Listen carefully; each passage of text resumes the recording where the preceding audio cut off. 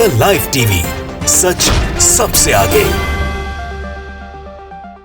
दोस्तों, महाराष्ट्र की राजनीति में एक तरह से भूचाल सा आया हुआ है। महाराष्ट्र की राजनीति में सब कुछ ठीक नहीं चल रहा है। बहुत दिनों से ये कहा जा रहा है कि शिंदे सरकार खतरे में है और शरद पवार साहब के एनसीपी में बीजेपी की तरफ से तोड़ फोड़ की जा रही है, ऐसा लोग आरोप लगा रहे हैं सोशल मीडिया पर। लेकिन अब शरद पवार जी ने जैसे ही अपने इस्तीफे का ऐलान किया है, तब से हंगामा खड़ा हो गया है पूरी राजनीति के अंदर और शरद पवार के आसपास राजनीति घूम रही है महाराष्ट्र की।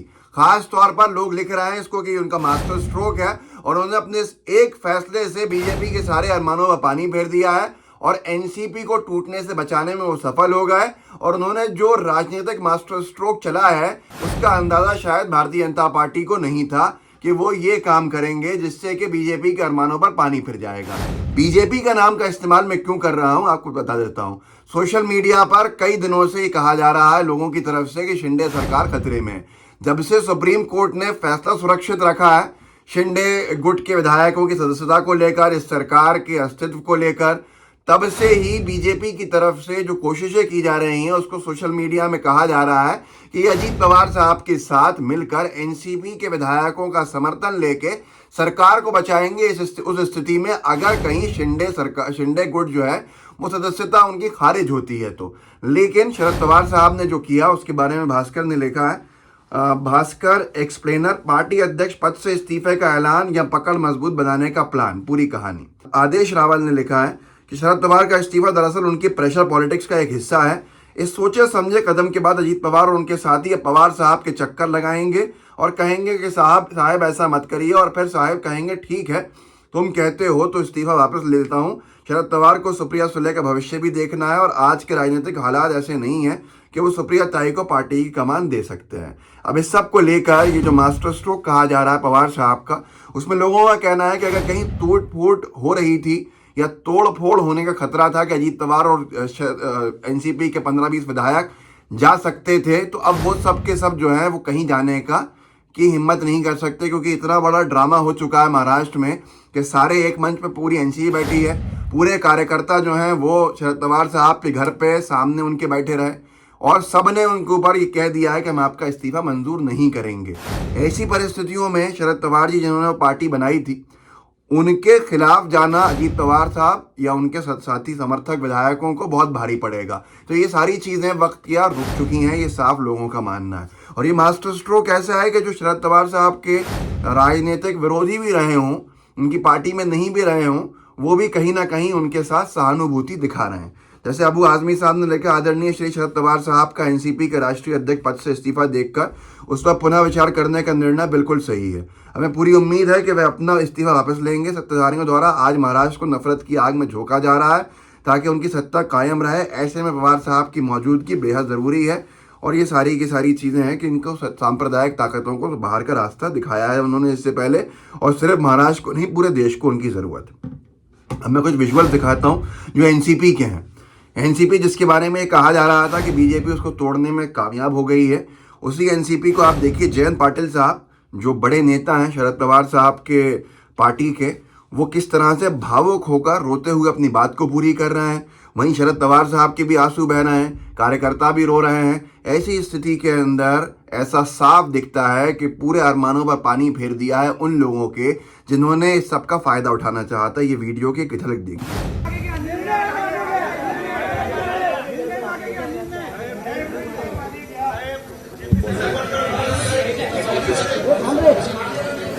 तो दोस्तों देखा आपने, ये मराठी में है क्योंकि तो मैंने ज़्यादा लगाया नहीं, बहुत सारे लोग जो है उसको समझ में नहीं आएगा, लेकिन जो महाराष्ट्र के हैं मराठी जानते हैं आप उनसे पूछ सकते हैं कि कितने भावुक पल हैं जिस दौर से एनसीपी को उन्होंने गुजारने का काम किया, लेके जाने का काम किया पवार साहब ने। एक और कार्यकर्ता तो कई तरह की बातें कर चुके हैं। कार्यकर्ता को आपको दिखाता हूं जो कह रहा है कि अगर पवार साहब आपने इस्तीफा वापस नहीं लिया तो मैं अपने पूरे परिवार को अपने साथ खत्म कर दूंगा। इतने भावुक हो चुका है पूरे महाराष्ट्र के अंदर कार्यकर्ता एनसीपी का कि शरद पवार साहब के बिना अजीत पवार या उनके किसी भी समर्थक का बीजेपी की तरफ देखना भी इस वक्त बहुत घातक होगा।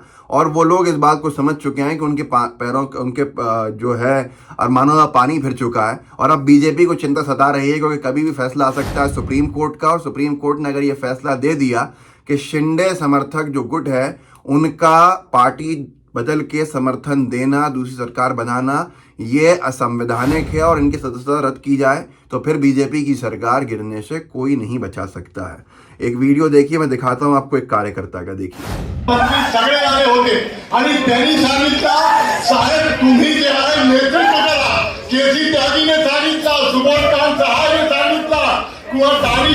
दोस्तों, ये विजुअल आपने देखा, इसके अंदर साफ कहा है उस कार्यकर्ता ने कि मैं अपने परिवार को अपने साथ खत्म कर लूंगा अगर आपने इस्तीफा दिया। ये भावुकता है और ये भावुकता बहुत ज़्यादा इस वक्त चरम सीमा पर है।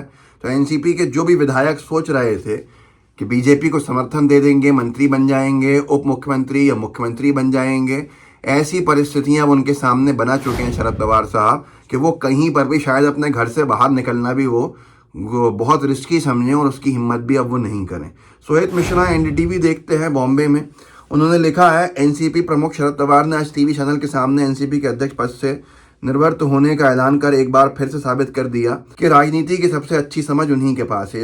इस एक ऐलान के साथ उन्होंने एनसीपी को बचा लिया, पार्टी के भीतर चल रहे तनाव को खत्म कर दिया। नेशनल टीवी पर शरद पवार कई घंटों तक छाए रहे।